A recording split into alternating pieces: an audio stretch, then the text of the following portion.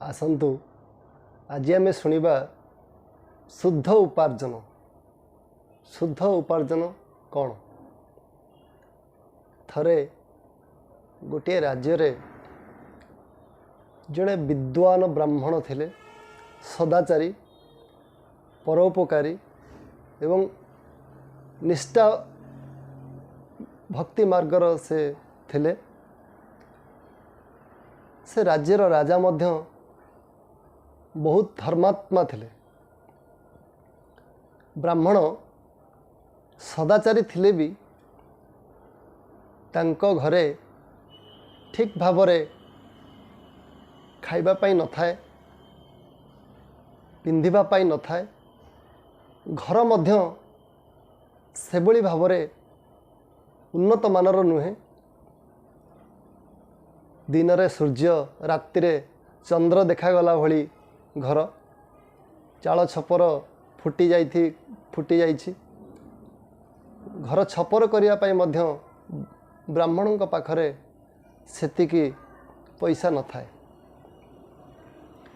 एई भली दुख कष्ट जीवन अतिबाहित करिवा समय रे तांको स्त्री ब्राह्मणी सबुबले ब्राह्मणों को कहती, आमे केते दिन आउ ए राज्य रे एई भली अभाव असुविधार चलिबा, भल से खाइबा पाई नाही, पिंधिबा पाई नाही, रहिबा पाई मध्य घरटे नाही।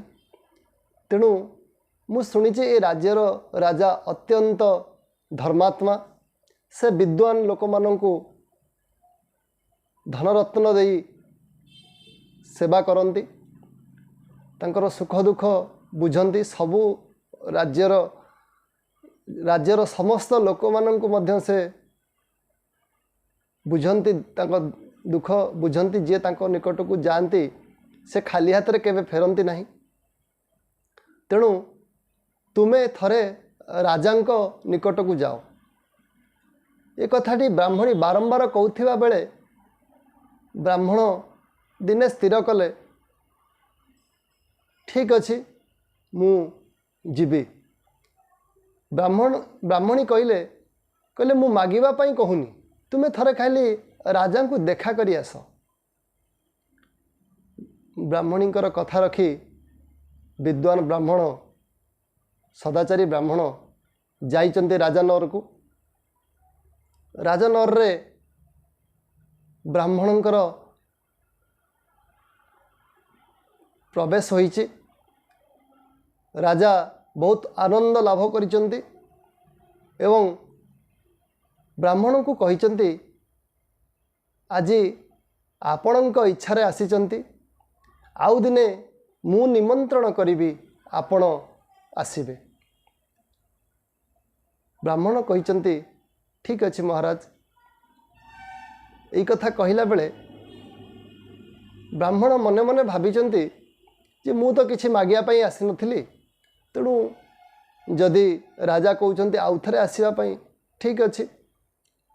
ए कथा सरला परे राजा ब्राह्मण को बहुत सेवा शुश्रूषा करिचंती। से दिन तांको आतिथ्य राजमहल रे आतिथ्य प्रदान करिचंती। ता परदिन ब्राह्मण पुणी घर को फेरी आसिचंती। ब्राह्मण घर को फेरला परे तांको स्त्री पचारिचंती जे राजा कौन देले। से भाविथिले बहुत किछि धनरत्न देबे बोली, किंतु राजा तो कहिचंती आउ दिने मु डाकिबी बोली, आपण मो निमंत्रण रक्षा करी आसीबे बोली। आज निज इच्छा रे आछंती, आउ दिने मु डाकिले आपण आसीबे। ब्राह्मण हाँ मारिचंती। सही कथा से ब्राह्मणी पाखरे उपस्थापन कले। ब्राह्मण कहले, राजा कहले आउ दिने आसीबा पाई मु निमंत्रण करिबे, आपण आसीबे। ब्राह्मणी भाविले जे जाहौ एथर तो निज इच्छा रे जाइथिले, आर थर को गला बेले बोधे राजा बहुत धनरत्न देबे, आमर दुख दुर्दशा दूर हो जिवो। ए कथा भाबी भाबी ब्राह्मणी रहिथिले। दिने राजा छद्म बेशरे साधारण लोक रो बेश धारण करी से एक गाँव रे प्रवेश करिसंती जेमती कहीं चिन्ह पारिबे नहीं। शीत दिन संध्या राति हो जाइए, संध्या नई राति हो जाइए। से देखिले गोटे कम्हार से तार लुहा को गरम करी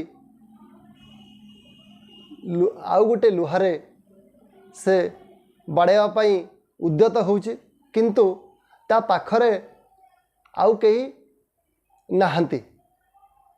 सेठारे राजा छद्मवेश रूपी राजा जाइकरी पहुँची एवं से कम्हार को कहिचंती जे मु आपणक काम करिबा पई राजी अछि, मु आउ लुहारे बाड़ेबा पई राजी अछि।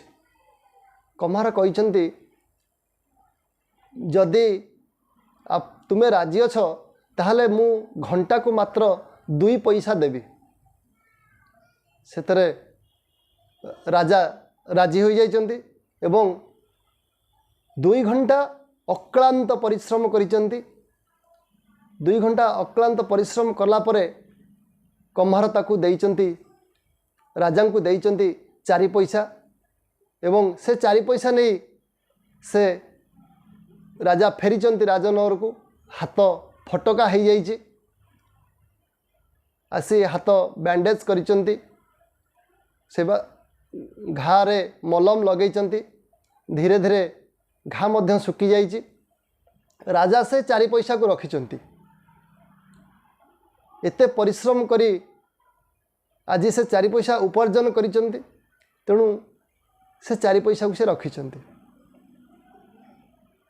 पुणी किछि दिन जाइए से सदाचारी ब्राह्मण को डाकिचंती राजनगर को। ब्राह्मण खुशी होई राजांकर निमंत्रण पाई से राजनगर रे प्रवेश करिचंती एवं सेठी राजा ब्राह्मण को आतिथ्य प्रदान करी तांको दक्षिणा स्वरूप से 4 पैसा देइचंती एवं पुणी प्रत्यावर्तन करिवा पाई तांकोठू ब्राह्मण मेलाणी मागिचंती। से सही 4 पैसा धरी राजनगर फेरीचंती। एथर ब्राह्मणी भाविचंती राजा तो डाकी थिले, बहुत किछि धन संपत्ति से आमको देइथिबे, से विद्वान ब्राह्मण को देइथिबे, स्वामी को देइथिबे। जितेबले से शुणिले जे राजा यही 4 पैसा देइचंती, ब्राह्मणींकर मन बहुत दुख हो जाइए। से 4 पैसा को रागरे धरी से बाहर को फिंगी देइचंती। राति हो जाइथला, से बाहर को फिंगी देइचंती। बाहर को फिंगी देला बेले ब्राह्मण आउ किछि कहि नांती। ब्राह्मण तो देई देइचंती, ब्राह्मणकर अगोचर रे ब्राह्मणी फिंगी देइचंती बाहर को 4 पैसा। जितेबले ब्राह्म मुहूर्तरु ब्राह्मणी कबाट खोलिचंती, देखिचंती से 4 पैसा 4टी स्वर्ण मोहर हो जाइए। से स्वर्ण मोहर को नहींचंती एवं स्वर्ण मोहर को काटी काटी से जेते बिक्री करुचंती, ता पर दिन पुणी से कणिकी गोटे हो जाउछि, से केवे सरू नाही। एई भली भावरे किछि दिन गत हो जाइछि। ब्राह्मणी मने मने भाविचंती जे एथरे गोटे कौन राजा बोधे कुहुक वस्तु प्रदान करिचंती, जहा फल कि ये जमा सरू नाही। से ताकू भांगी देइचंती।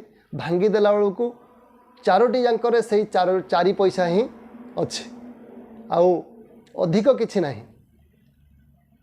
तेणु से ब्राह्मण को कहिचंती, ब्राह्मण मध्य सेठी उपस्थित थिले। से कहिचंती से ठीक अच्छे, ये आर रहस्य मु राजांक पाखक जाइके पचारिले हबो। राजांक निकट को जाइचंती।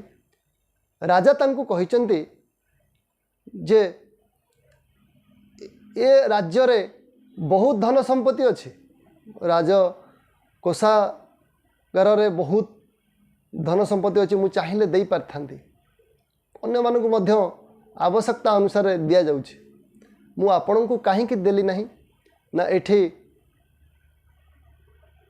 ଯେଉଁ ଲୋକମାନଙ୍କ ଠାରୁ କର ଆଦାୟ କରାଯାଉଛି, ଲୋକମାନେ କର କେବେ ଖୁସିରେ ଦେଇନଥାନ୍ତି। ତେଣୁ ଇଏ ଲୋକମାନଙ୍କର ତଣ୍ଟି ଚିପି ରାଜକୋଷକୁ ରାଜକର୍ମଚାରୀମାନେ ଧନରତ୍ନ ଆଣିଥାନ୍ତି। ତେଣୁ ରାଜକୋଷର ଖାଦ୍ୟପେୟ ଧନ ସମ୍ପତ୍ତି ସେ କେବେ ଶୁଦ୍ଧ